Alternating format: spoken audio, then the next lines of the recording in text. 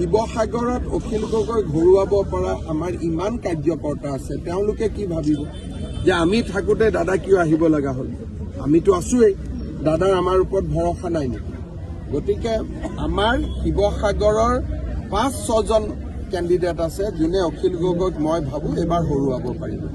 গতিকে তেওঁলোকে যেতিয়া নিজেই পাৰিব, মই গৈ তাতে কিয় কষ্ট কৰিব লাগে? কাৰণ মই যদি তাতে যাওঁ, এতিয়াওতো মই শিৱসাগৰ চিনি নাপাওঁ ইমান ভাল কৰি। ৰাইজক মই কি কৰি দিছোঁ? একো কৰি দিয়া নাই। আকৌ ইলেকশ্যন জিকাৰ পিছত মই গুৱাহাটীত থাকিম, মই গৈ কি কৰি দিম? একো কৰিব নোৱাৰোঁ। গতিকে ৰাইজক মই ঠগোৱা নহ'ব জানো? ৰাইজক ঠগোৱাটোতো মহাপাপ হ'ব। সেই পাপ কামটো মই কেনেকৈ কৰিম? এইটোতো কিবা কুস্তিৰ খেল নহয় যে অমুকত গৈ উঠি দিয়ক। হয়তো উঠিলে মই জিকিবও পাৰোঁ, কিন্তু জিকিলেও ৰাইজৰ লাভ কি হ'ব যদি ৰাইজে MLA জনক বিচাৰি নাপায়? মোৰ ঘৰ তাতে নহয়, মোৰ পৰিবাৰ তাতে নাথাকে, পৰিয়াল নাথাকে, বিহুত যাব নোৱাৰিম, পূজাত যাব নোৱাৰিম, ৰাইজেতো বেয়াহে পাব। গতিকে ৰাইজে বেয়া পোৱা কাম